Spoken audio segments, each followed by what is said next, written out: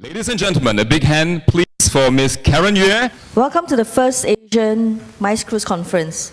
So our first panel session brings together leaders in the cruise business who will discuss Asia's potential as a next cruise playground for both leisure and business events, and what more is needed in this region for the business to prosper. Our panelists will first tackle a few questions from me, and then I shall welcome questions from the audience. So we have with us this morning Angie Stevens, who is the Managing Director, Asia Pacific, Royal Caribbean Cruises. She's a 20-year veteran of Royal Caribbean Cruises. In her current position, she oversees all commercial and operational activities for the company's brands, Royal Caribbean International and Azamara Club Cruises in the region. Welcome, Angie. Revolutionize your event. Embark on extraordinary.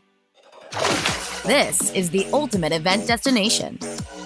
With the industry's largest event venues, conference centers, and meeting spaces that accommodate groups from big to small. This is edge-of-your-seat entertainment. Gourmet globetrotting at world-class restaurants with space for group dining or entire restaurant buyouts. Plus team-building adventures that are anything but ordinary. It's incredible accommodations. And in Royal Suite class, it's luxury that's anything but boring. On itineraries from 3 to 7 nights or longer, with endless customization options on board, on shore, and at our private destinations. Plus, stay connected with the fastest internet at sea. Plan your event today with the most awarded cruise line. Call our meetings, incentives, and events team at 800-345-7225 or visit www.royalcaribbeanincentives.com. Come seek the Royal Caribbean.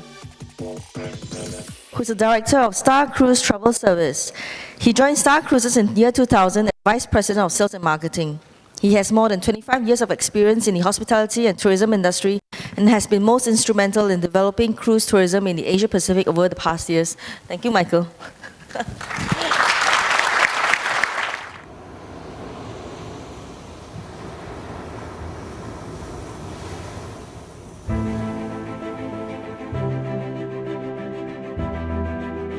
Simply getting there has never been in our DNA.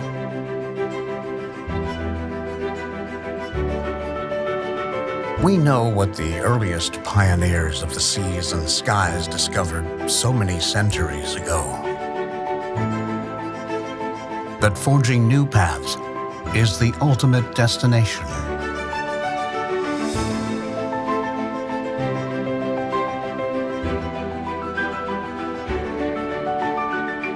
The journey itself has always been more than the sum of its parts.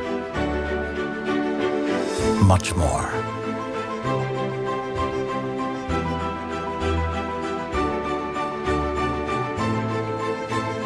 The never-ending quest to find new places,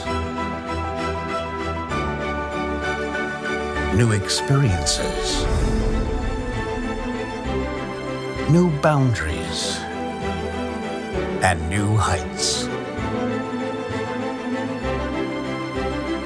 Cruising never ends for the modern pioneer, because we only see new horizons to be discovered.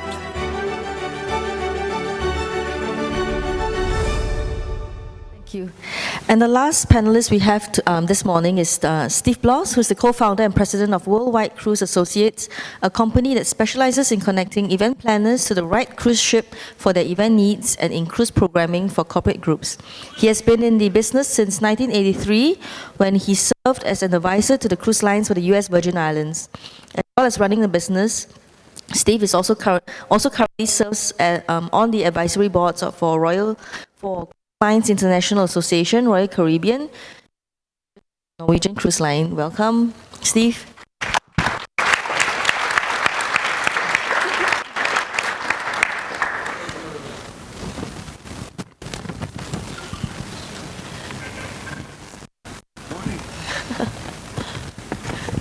Great. Okay, so let's begin first with a question for everyone, and we can just go down the line, yeah? So here in Asia, in recent years, we've been recognized as the world's economic heavyweight, a place where business thrive. Is it the same for cruise industry? What are the surest signs that Asia is a big cruise market for your company? Well, I'll start. Just getting started in Asia in terms of cruising. And with a growing middle class, I think we're projecting in the ASEAN countries, the growing middle class will reach about 400 million by 2020. So as that segment continues to grow, that means there's more disposable and discretionary income to choose for vacation holidays, of which we want cruising to be that #1 option for them. Now, in Asia, I think the cruise penetration is 0.05%. And the Asian actually cruising on board is also about 0.05%. So you can see there's a huge potential, in the cruise industry. Now, for the Genting Cruise Line, with the recent announcement, you will see that we have built the global class that could actually take up to 9,500 passengers with a tonnage of 204,000. And with this, it's clearly a clear statement that the cruising potential in Asia is really huge. And Steve? Well, I certainly agree with Michael's comments. And for our company, because we are not a cruise line, what we see is a huge potential. We currently deal with 424 ships, 112 being built right now, brand new ones. There's about 40 cruise lines. Now, our job is to find the one that's going to fit your needs. All of these beautiful white boxes you see floating in the ocean, they are not the same. Some want our business, some don't want our business. Our job is to go on them. I have been on over 200 ships personally and cruise those ships to know what sort of passengers, what sort of experience your guests are going to have. We want you to succeed. This industry needs all of you and your customers, and your clients. This is a huge market out here for all of us. Now, you've spoken about how Asia is both a strong playground, but can I hear more about how Asia is contributing also to sailings outside of Asia, to the on global routes? Do you also see a growing number of Asians going further to cruises? Yes.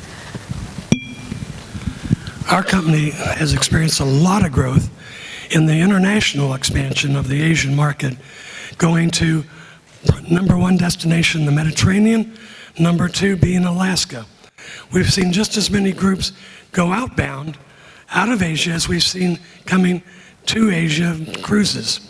There's a huge potential for all of your clients to explore Europe, whether it be on an ocean ship or a river ship, very easily and economically.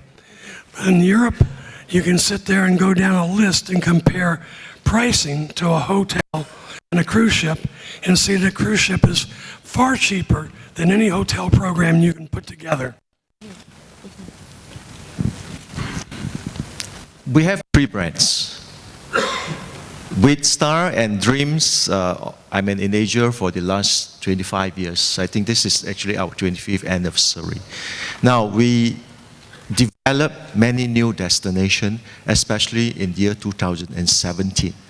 Now, beside the Phuket, the Port Klang, the Langkawi, the Penang, that we developed the port as well as developed the destination 25 years ago. For this year, we bring in many new destinations to the cruiser. So the new destination include Myanmar, McCoy Island. We even actually take our passenger to North Bali, Surabaya. We go to Jakarta. We were in Medan. Now, it is important for us to continue to give new experience to the cruiser and the cruise out of the comfort zone between the 2 and the 3 nights itinerary and expand it into 5 or even longer itinerary for the cruiser. Now, in other parts of the world, such as in US as well as in Europe, the Crystal Cruises bring the experience for the 2 ocean cruises, and in addition, we also have the 5 river boat that takes our guests in Germany, Austria, and Budapest. Now, again, the cruising business is huge. It's not just within the Asia. It is with the Asia, and we bring them further away to Europe as well as other parts of the world. Thank you. Yeah, I think what the 2 gentlemen have said is true, and with Royal Caribbean being the largest global international cruise brand in the world, we have seen a lot of growth in Europe and Alaska as we deploy our new ships. But what we see is, and Darren mentioned, there's 4 million Asians that have cruised, and primarily those 4 million cruise in the Asia region. But we have seen incremental interest in Europe. They tend to start in the shorter product in the Asian region, and then they're looking for, they get hooked on cruising, and even your meeting and your incentive groups will get hooked on the ease of hosting that event at sea. And so you may start with us in Asia, but then you'll want to continue to experience the consistent product that you're used to in Asia and travel with us in Europe and also Alaska and the Caribbean. Great. So how did your company respond to Asia's strong growth potential in recent years to make the most out of it? So what did you do then? Well, we've expanded our itineraries and length of season in Asia. So 3 years ago, we were only a 5-month product out of Singapore. Now we're nearly year-round with 10 months of deployment. We also offer 3 ships sailing from Singapore with Voyager, Spectrum, and Quantum. We have year-round sailings also in Shanghai. And we have seasonal sailings in Hong Kong. So as you can see, we're adding more ships to the region, longer itineraries. We're also bringing new ships as well as revitalized ships. Because the ship itself, and Steve alluded to this is not a mode of transportation. It's not even a hotel anymore. It is a floating, it's beyond even a resort. It's a floating city at sea. So we're trying to organize an event and having to deal with transportation for amazing attractions and entertainment on a ship. You talk to one person to handle all of that. And so we're trying to make it easy by giving you more options. Expanded the itinerary, and importantly, we extended the fleet.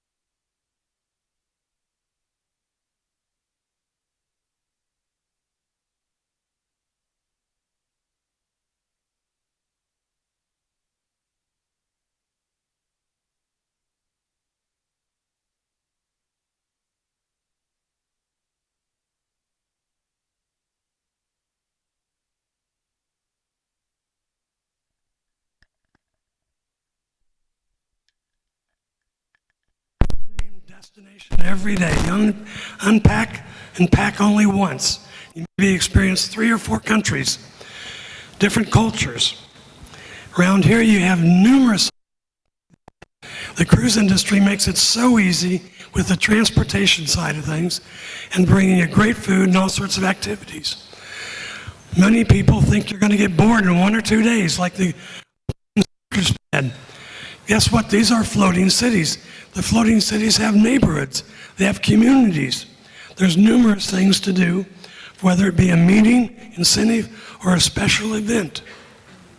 In our company, we have a saying, charter is smarter. If you take over a ship, you can do anything you want with it. Anything. Let your imagination go crazy. Now, you have spoken a lot about the hardware investment, right? But how about the software, the manpower investment? Now, I understand, Angie, you're just one of the many experienced people from the global HQ that have been transferred into the Asia region to bring your expertise into growing this region. So what else can you say about the manpower investment in the regional HQ then?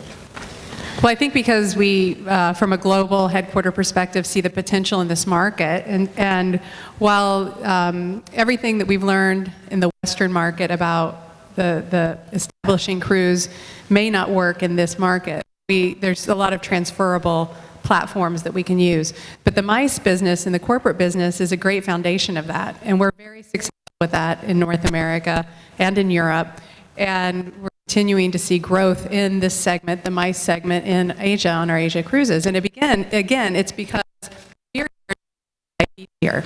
It is hassle-free for you to talk to one person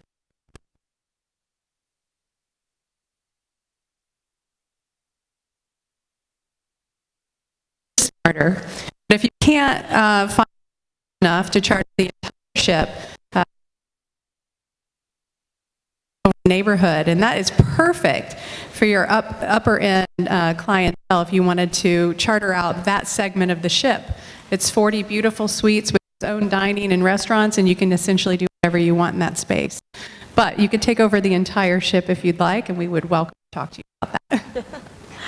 Michael, can you talk about investments in Asian education then? Because that's also a very important aspect of growing this region, right? Asian education. Education. Education, yes. Now, the penetration is 0.05%. The distribution channel is important. Now, where are our distribution? Our distribution are our travel business partner, online, social media. There's a lot of actually educating programs that are being in place to educate the sales distribution channel. Secondly, the consumer, and as well as the MICE operator. Cruising as a MICE product, in fact, compare with many of the traditional segment of the business, in fact, is really seamless for the organizer. The hardware of the ship, take example, the $1 billion ship that we built for the Genting Dream, obviously, beside the 6 water slide, they will also have firework. Imagine for a MICE organizer to stage a firework, how much money would you have to pay? But the cruise ships has the facility for you to cater to the MICE requirement. The cruise ships, in terms of manpower, there are more than 40 different nationalities of the workers working on board. With that, you'll be able to cater to all the international passenger and education challenge at all. So those are some of the good examples that why cruising is a perfect platform for the MICE business. Okay. Well, we're focusing a lot on the hardware. I'd like to talk about the software of a cruise a second. And that would be, what does your participant get out of that, and what does the company get out of it? Number one, you will find on a cruise ship, the biggest advantage you have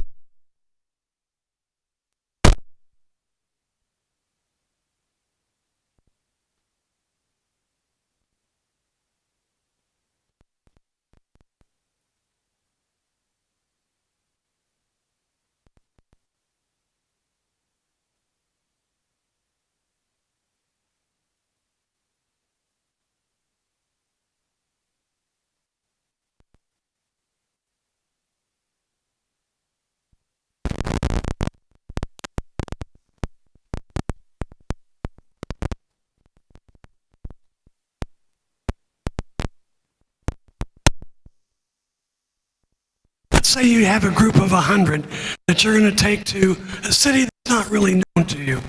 Pick any city Southeast Asia, for example. In your own mind, sit there and put a number on how many tour directors you're going to have to bring. Is it 4 or 5? I can guarantee you on a program of 100 on a cruise ship, the most you need to bring is 2. The cruise ship is self-organizing as far as all the needs on board. You're not going to lose your passenger. All of the tours have been vetted. They're insured. They're always good, top-notch tours by reliable operators. You don't have to waste your time doing that. Menu planning. How many times did you plan a menu and everybody goes, ugh? On a cruise ship, you have numerous options for every meal. You're a winner on a cruise ship, and your participants love it. You know, I was saying earlier that there's a lot of misconceptions about the Asian market. One of the biggest is not too much time to take off. Well, the most expensive cruise ticket in the world happens to be to the Antarctic. The second largest group of people after the Americans that go to Antarctica are Chinese. Think about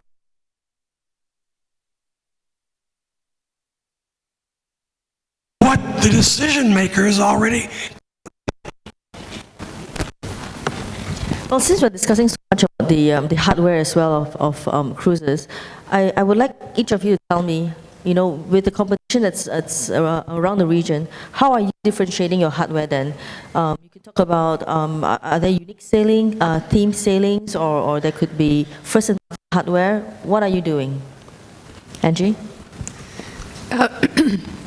So with Royal Caribbean being the largest global international brand, I think that is our main competitive advantage, is that we provide an international experience on board our ship. So if you're sailing in the Asia region, you'll have nuances of the Asian experience to maybe give your clients a comfort level, but they're still going to have that aspirational international global onboard experience. So that's first. Secondly, it's the collection of innovation and incredible service on our ships. So we do industry first. So no one ever thought, when you're trying to find an interesting agenda for your meeting at sea or your corporate incentive group, on our ships you can ice skate, skydive, surf, all on board one ship. And no one thought that those things could be done at sea, and they can. So I think it's the collection of innovative first as well. We call ourselves Asia at Heart International in spirit. So we want to ensure our passengers on board the ship has the Asian hospitality, and yet you actually have the international atmosphere. Secondly, the onboard entertainment is something that I think is unique of a cruise ship. Now, in any of the 3 to 5 night cruises, every night you have a special show. Imagine you do your MICE business in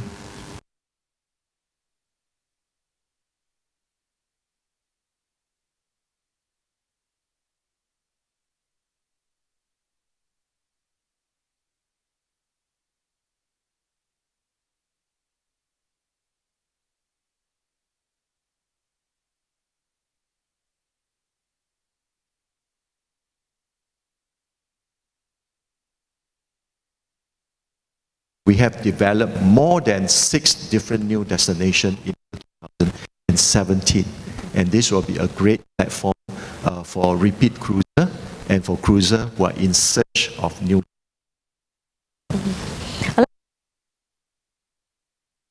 Cruises.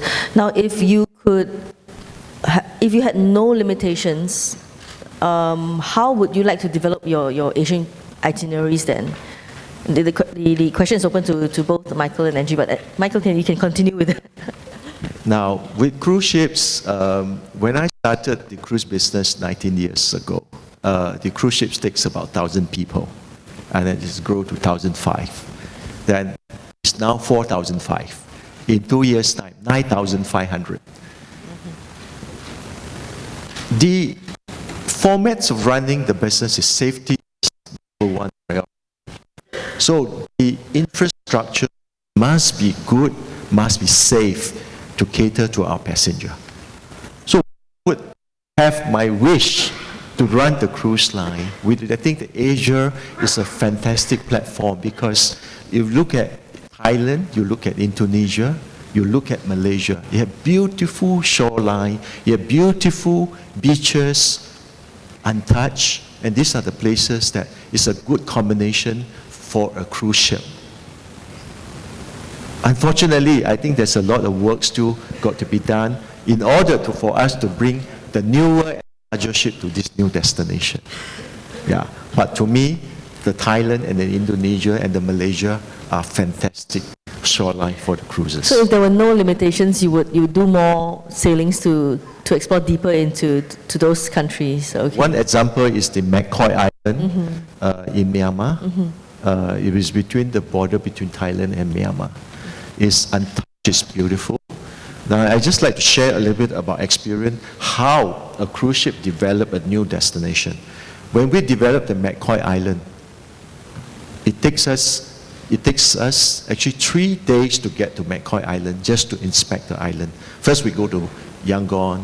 We got to take a plane. The plane go to 3 different cities. We get there. We have to take a speedboat. The speedboat takes us another 3.5 hours to go to McCoy Island. When we near McCoy Island, we couldn't get into the island. They got to use the bamboo to pull us in. And when we go to the island and we say, oh gosh, how do you cater to 4,000 people when they go into the island? So there's a lot of planning that is going to come into place and to make sure that our guests are safe and they have really to enjoy the destination. Yeah. Okay. And Angie? Well, when we develop our destinations and our itineraries, it's really based on what the consumer wants. And so we're following those trends. And so right now in Asia, the cruiser wants shorter cruises because they're new to it and they want to test it first. Okay. So we offer a variety of 3-4 night itineraries, and that seems to be working well.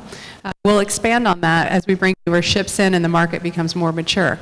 But we follow what the consumer is asking for. And as that market matures, we'll do more 5 nights, we'll lead into 7 nights, and that gets to more destination variety that is important in terms of an overall vacation. And I also want to remind you that while we're talking about the biggest, newest ships and 9,000 guests on board, in the cruise industries, there's different ship sizes and different ship class. So what Steve said earlier about making sure that you put your group on the right brand and the right ship and the right destination is so critical. And I think, Steve, you've got great experience with over 200 cruises to be able to help shed some light on that. But even within the Royal Caribbean fleet, we have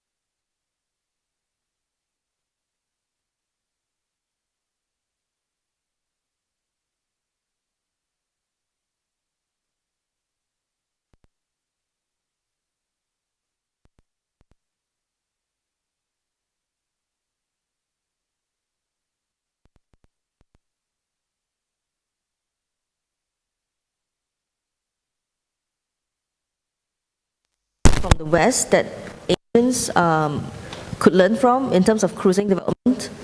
Well, what I'm seeing is pretty much the same thing that happened in the United States.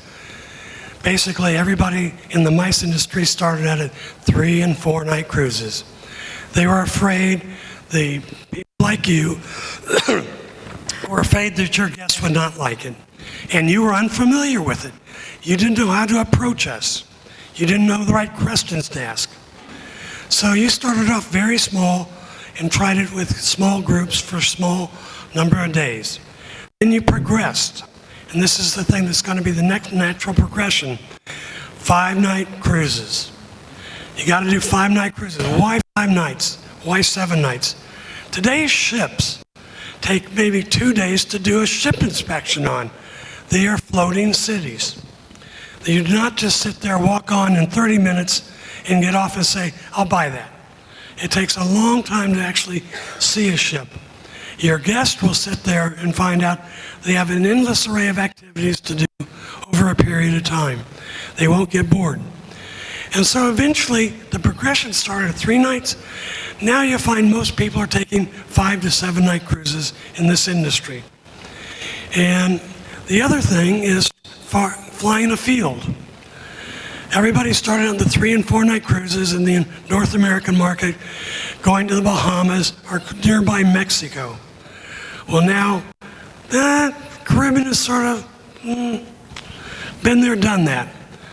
Europe, a lot of med cruises, Baltic, Alaska. You'll find the people start going further and further afield. As you have different levels of groups within a company, like the president's level, the top distributors, what have you, you're going to find that they want to go to these more exotic places. They've already done your 3, 4, 5, 7 night cruise. They want to go to an exotic place to get their attention. The other thing, your participant is very savvy today with the internet. You want him to sell more of the product, or be more loyal, what have you. If he sits there and looks at the local newspaper and finds out that the cruise that you're offering has a value of $300, let's say, and you're asking him to increase production by $500,000, do you think he might go, what's that? What's that? So you got to be careful about that. I'd like to ask this next question, and it requires you it also introduces to the audience that what the cruise companies do are not just developing their own products, but they have a hand to play in changing a destination's fate. So Steve, have you seen cruise companies that have been instrumental in changing a destination's fate positively as a result of investment in port development and other actions? And I'll come to Angie because she has something also interesting to say about this. Well, I think there's 2 extremes in the market. There is a Royal Caribbean, a Star, and Dream maybe. I'm not really familiar with the Dream product personally, that offer really great facilities. Royal Caribbean is undoubtedly the leader in innovation on cruise ships. Whoever thought you'd have an arm going up in the air doing this 200 feet off a ship? Nobody. Crazy idea. Very popular. So Royal Caribbean's been the innovator on ideas. Now that's only good for a certain part of the market segment. Other people want fine dining. And there's people like Silver Seas Cruise Lines that offer a very, very good all-inclusive 5-star product that will put it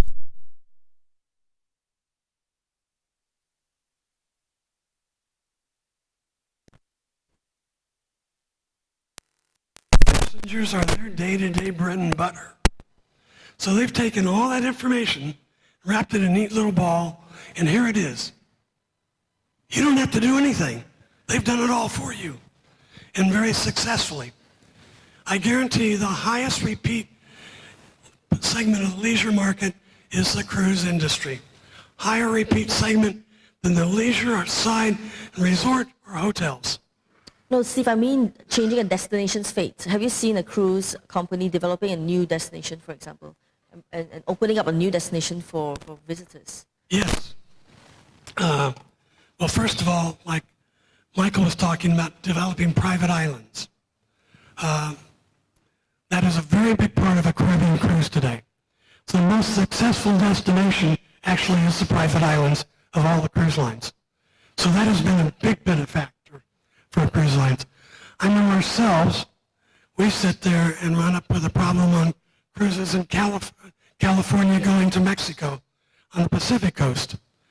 We had to go out and find a new place to take the ships that the cruise lines weren't using. We don't have the resources, trains and buses, in 2.5 days, but we managed to find a destination we take Holland America to. It's become very successful for our charters, and now they use it. So cruise lines actually are always exploring for new destinations all over the world. The destination is important.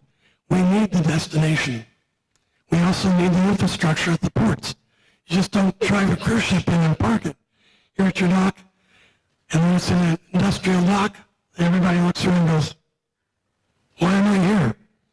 You have to have dedicated ports for these cruise ships. Then there's also the problem of cabotage, which I'm sure Michael is really much aware of in this part of the world, and politics. Now, Angie, it was only recently, September 8th, that you signed an agreement with the Penang authorities to redevelop the port. Would you want to tell us about that? Sure, absolutely. So our cruises visit Penang in Malaysia.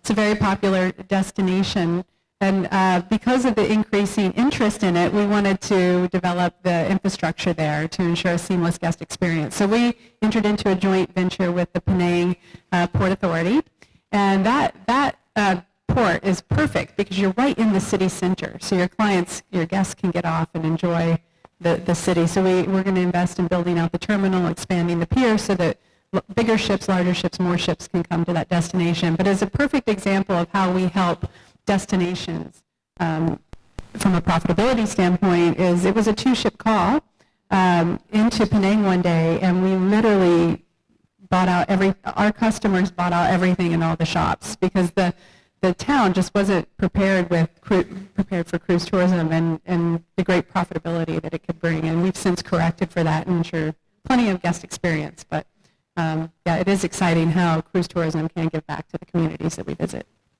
But this is not the first collaboration in this format, right, that you've done, that the company has done with ports and tourism authorities.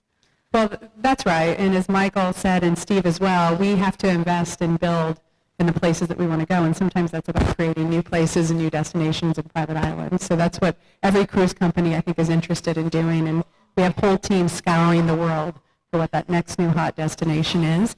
And I think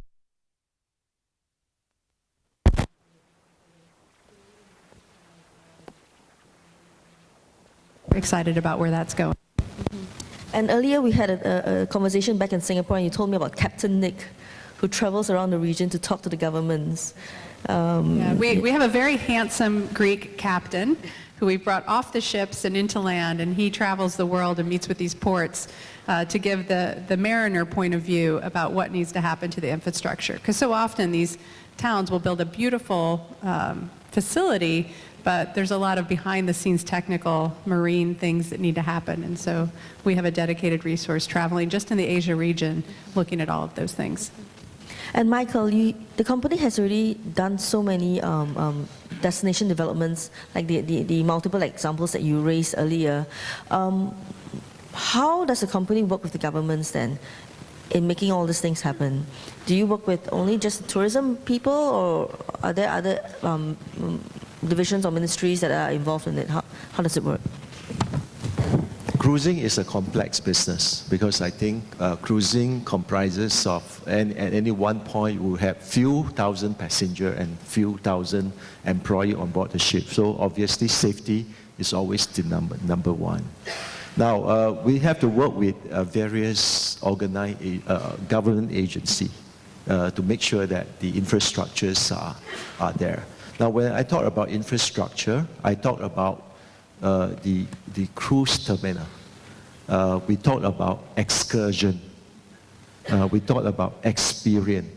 So they are actually involved various agencies, including the tourism board, that how do we bring the destination to the consumer? What story do we sell to the consumer that they wanted to come on board the cruises. Now, if I look back 25 years ago when we started the cruise line, I was trying to count how many of the terminals built by Star Cruises. If you look at Port Klang, Langkawi, Lam Chabang Port in Thailand, those ports are in fact built by Star Cruises then.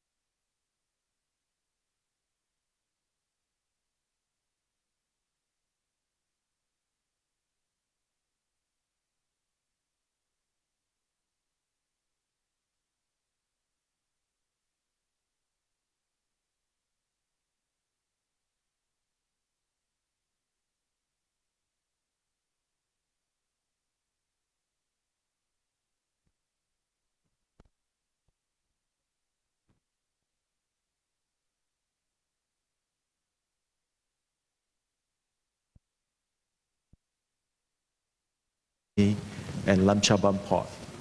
Yeah, so this is a really complex business and it's a huge investment for the cruise company. Yeah. We're running short of time, so I'm going to open the floor to questions. Any questions that you have for our panelists? You've got one there. Hi. Can one of my runners bring the mic over? It's in the middle.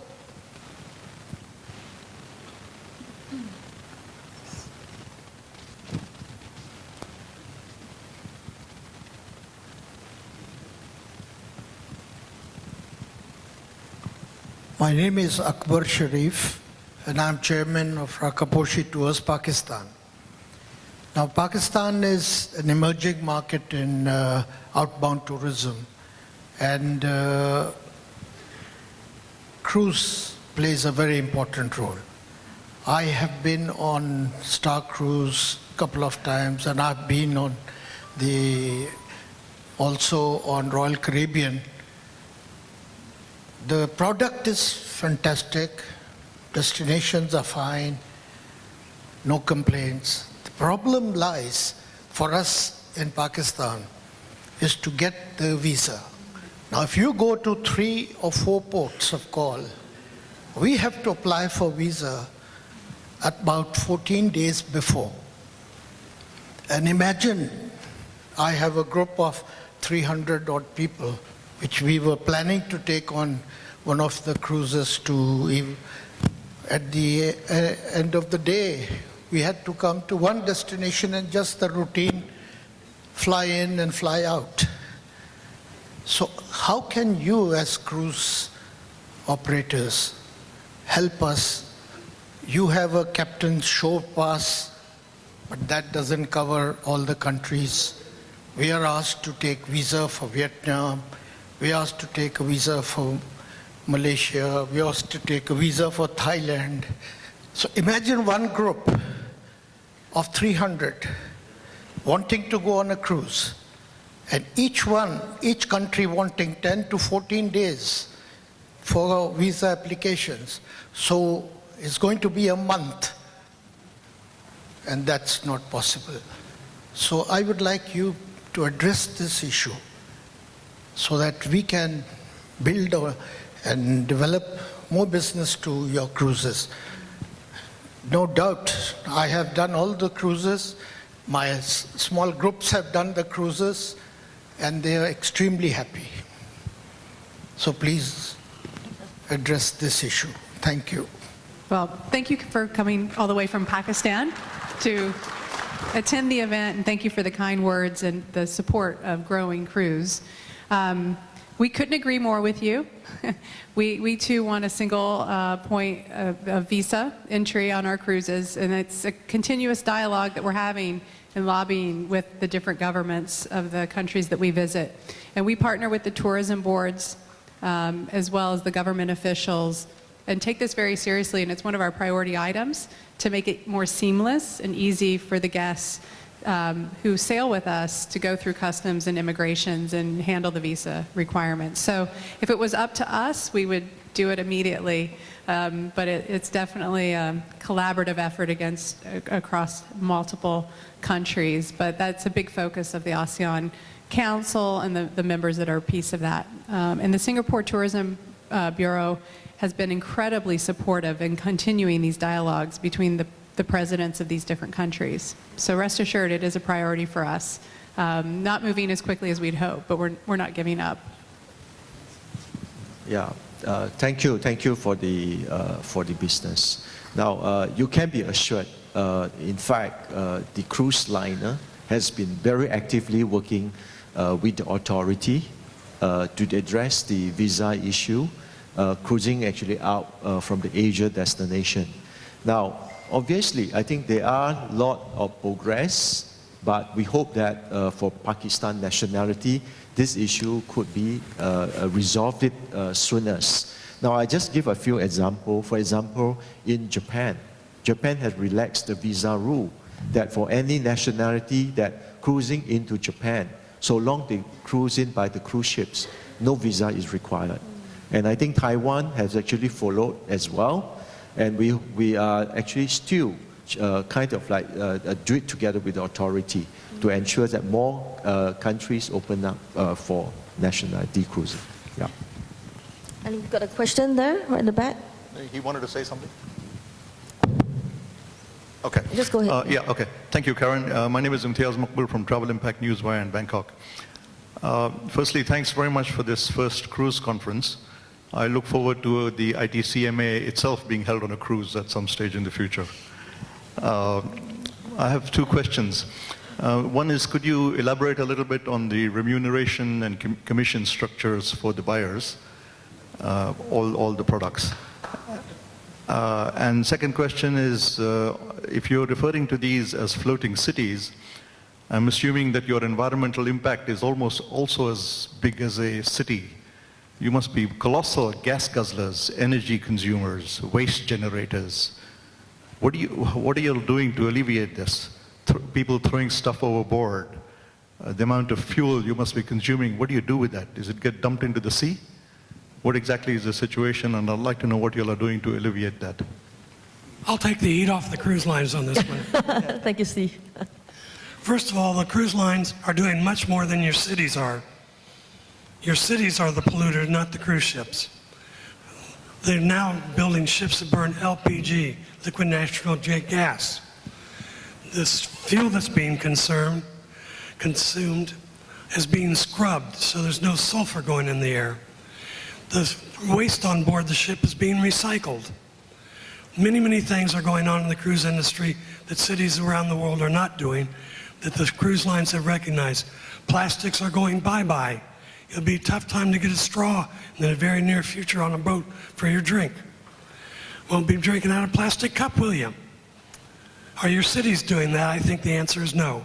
As far as trash, you drive around the streets here, you see a lot of roadside trash in Thailand. Walk around a cruise ship, you see none. Now, on your first question, in terms of the commission structure. Now, if you look at in today's business, the airline business format, the hotel business format, you can be sure that the cruise business are definitely many times more profitable when you are sending the passenger actually up onto the cruise ship. Now, I think what is interesting in the business is many a time when you do the freight cruise business for the MICE, the business partner do not sell a naked cruise fare. So you have the opportunity of doing an overall packaging that involves the pre-post destination, on board the cruise ships in terms of the shore excursion, on board the cruise ship in terms of shopping experience, and many more of the onboard experience, for example, in the F&B arrangement or upgradings of the menu or beverage packages. So these are just some example, I think, in terms of revenue opportunity. I think when you are doing the MICE business or the cruise business. Yeah. You like to add anything, Angie? Yeah, I think in terms of the financial opportunity for you, I think Michael summed it up beautifully. You can build in the package and ensure your profitability, and we wouldn't be in this business if you weren't a winner in it too. Okay, so rest assured there. In terms of the environment, we are very focused at Royal Caribbean. We are a leading member of the World Wildlife Federation, focused on saving our oceans. If we do not have a clean air, clean oceans, we don't have a product to be able to run our business in. So everything that Steve said is true. And in fact, there's environmental standards that cruise lines are held to. And at Royal Caribbean, we actually go above and beyond what those standards require us to do, because it truly is a core foundation of who we are. And what we believe in, and the social contributor to the communities that we sail in. Okay, I've got time only for one more question. Can I have a mic over on this side, please?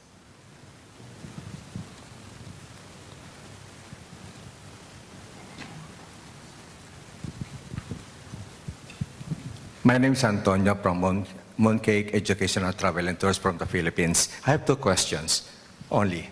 First, don't you think it's highly time for you to increase your PSA? Because I have noticed in the Philippines, you have a long time PSA, preferred sales agents, only for those very big companies. Okay, that's my first question. Next, I'm organizing an international convention on board one of your ships. But the problem, when I was communicating with your company, they can't give me the rates for next year. I have started talking with them 2 months ago, because I have been contacted by the organizing committee to prepare the rates so that they can communicate it with the other countries, Australia, New Zealand, or anywhere in Asia. The problem here, I cannot give them the registration fee or the cost of the registration on board, because your company can't give me how much will be the cost for next April 2019. Would it be possible that we go direct to you, I hope you don't mind, so that we can start doing the business? Thank you. Well, if it's us, we're actually open for sale through April of 2019, and our pricing and itineraries are published through April of 19. And we are about to release through 21. And even if we're not released for this segment of business, at Royal Caribbean, we do quote you pricing, even if we aren't publicly open, because we know that your selling cycle is much more advanced than the consumer buying cycle. So if it's us, then we can correct for that. And we love the Philippines, and as demand continues to grow and we can move into more PSAs, then we would be happy to do that. In our case, we're quoting many, many cruise lines. And I have to say, I can't think of one cruise line I'm not quoting at least 2020. You got to get to the right source. Your local sources sometimes are GSAs who really are not the right source. Yeah, I think on the PSA subject, I think with the huge capacity today, obviously we are always open to engage new business partner in conducting the business. Yeah. Our panelists will continue to stay with us for the rest of the afternoon, and they'll be around during the coffee break, so you can always just catch all of them and ask them your burning questions. But allow me now to thank Angie, thank you Michael, thank you Steve for spending a morning with us on this panel. Thank you so much for sharing your time and your expertise. Thank you for putting it together. Thank you. Thank you.